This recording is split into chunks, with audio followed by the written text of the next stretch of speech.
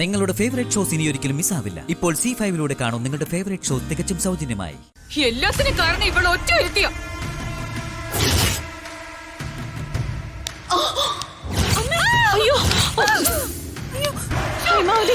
തൂക്കി നിൽക്കാതെ കുടത്തിന് വെള്ളം എടുത്ത് തളിക്കടി. ഒന്ന് തളിക്ക് പെട്ടെന്ന്. ഇവിടെ അല്ലേ ഒഴിക്ക്. എന്തൊക്കെയാ കാണിക്കുന്നത്? ഞങ്ങൾ ഇവിടെ പലതും ചെയ്യും. ഇത് വല്ലതും മഹേട്ടനോട് പറഞ്ഞ അപ്പുറത്തെ ഒരു കുഴിയെടുത്ത് നിന്നെ അതിൽ മൂടും. നോക്കി നിൽക്കാതെ കയറി പോടിയാത്ത.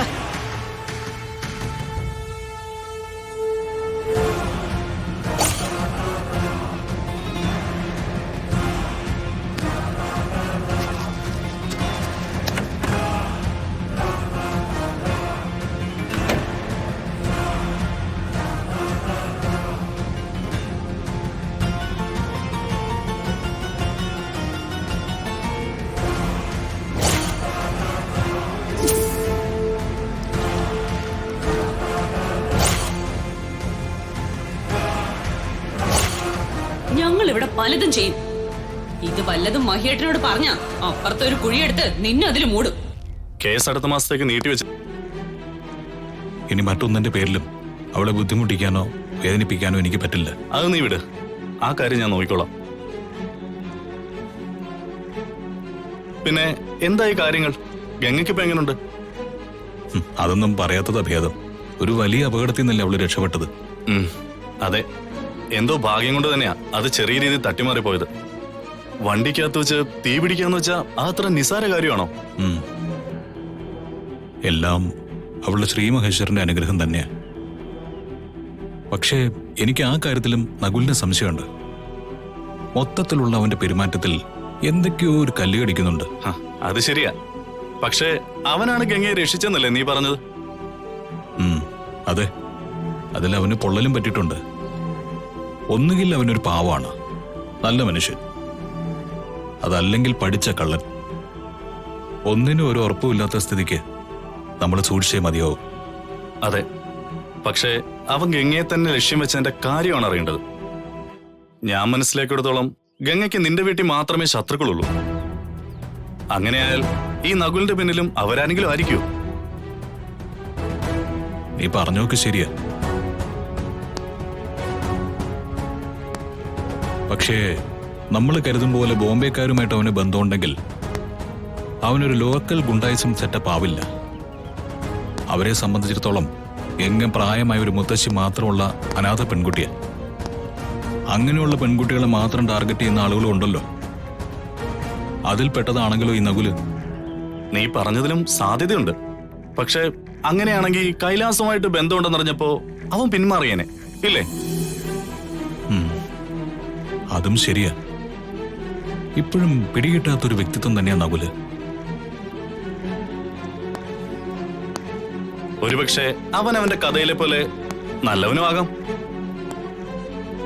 തെറ്റുപറ്റാത്ത ആളുകളില്ലല്ലോ.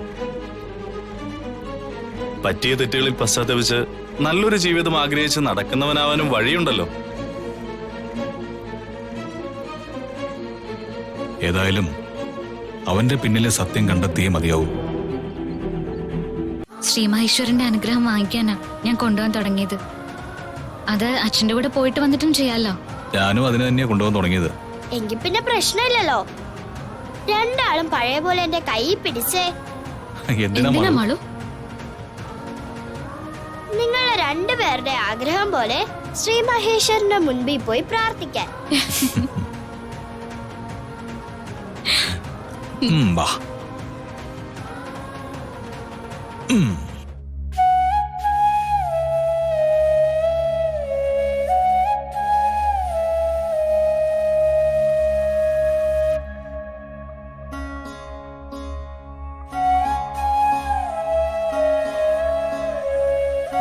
മാളു ആദ്യമായിട്ട് മത്സരത്തിന് പോകുന്നതല്ലേ?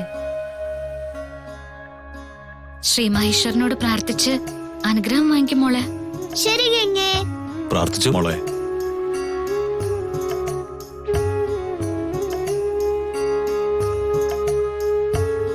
എന്നും എന്റെ മോൾക്ക് ഈ സന്തോഷം നിലനിർത്തി കൊടുക്കണേ ഭഗവാനെ. എന്റെ മാളുവിന് മത്സരത്തിൽ പങ്കെടുത്ത് വിജയിക്കാൻ നീ സഹായിക്കണേ ശ്രീ മഹേശ്വര. എന്റെ മാളുവിന്റെ എല്ലാ ആഗ്രഹങ്ങളും ഇഷ്ടങ്ങളും നടത്തി കൊടുക്കണേ.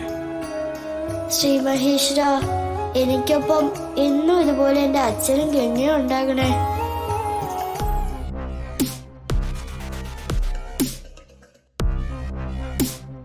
ഇത്തിരി ഇല്ലാത്ത ഈ കൊച്ച് ഒരു മത്സരത്തിൽ പങ്കെടുക്കുന്നതിന് ഇവരെന്തിനാ ഇത്ര ഷോ കാണിക്കുന്നത്?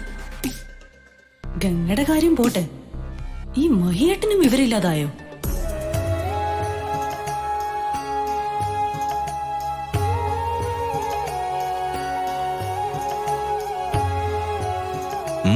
പ്രാർത്ഥിച്ചു. പ്രാർത്ഥിച്ചോ മാളു? എന്റെ ആഗ്രഹം ഞാൻ ശ്രീ മഹേശ്വരനോട് പറഞ്ഞിട്ടുണ്ട്. ആണോ? എങ്കി വാ, ഒരു കാര്യം കൂടിയുണ്ട്. എങ്ങോട്ടാ ഗംഗ? അതൊക്കെ ഉണ്ട്. മാളു വാ. എന്നോടെങ്ങനെ പറയുകേ? ഇനി ആരുടെ അനുഗ്രഹമാണ് ഞാൻ വാങ്ങേണ്ടത്? അതെന്താ, ഗംഗ വിളിച്ച മോള് വരില്ലേ? വരും. ഗംഗ വിളിച്ച എവിടേക്കാണെങ്കിലും ഞാൻ വരും. എന്നാ വാ.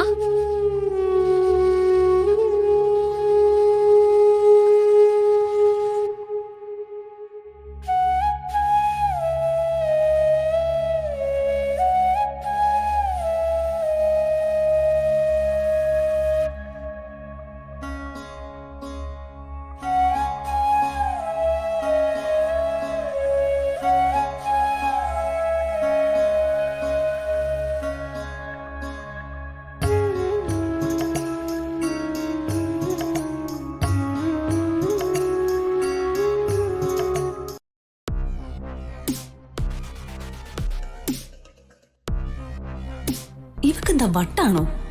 ഇങ്ങനെയൊക്കെ കാട്ടിക്കൂട്ടി മഹിയേട്ടന്റെ മനസ്സിൽ കയറാന്നായിരിക്കും വിചാരം.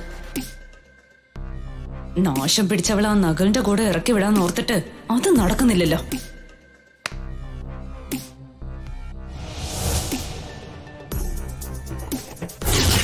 നിന്റെ ഒന്നും ഒരു ആഗ്രഹവും നടക്കാൻ ഈ ഗൗരി അനുവദിക്കില്ല. നീയും നകുലും നടത്തുന്ന ചതിപ്രയോഗം ഏത് മാർഗവും ഞാൻ തടഞ്ഞിരിക്കും.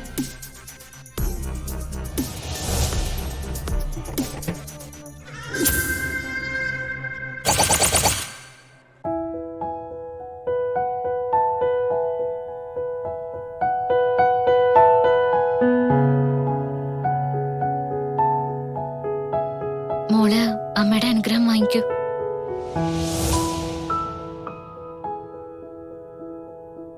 അമ്മേ, ഞാനിന്ന് മത്സരത്തിന് പോവാ. അമ്മ എന്നെ അനുഗ്രഹിക്കണം. ഞാൻ അമ്മയെ കുറിച്ച് ഇന്ന് പറയാൻ പോകുന്നത്.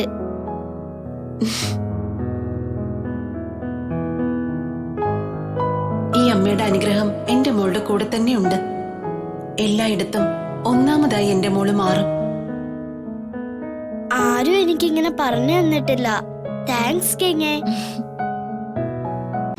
ഡൗൺലോഡ് ചെയ്യൂ C5 ആപ്പ്. കാണൂ എല്ലാ എപ്പിസോഡുകളും സൗജന്യമായി.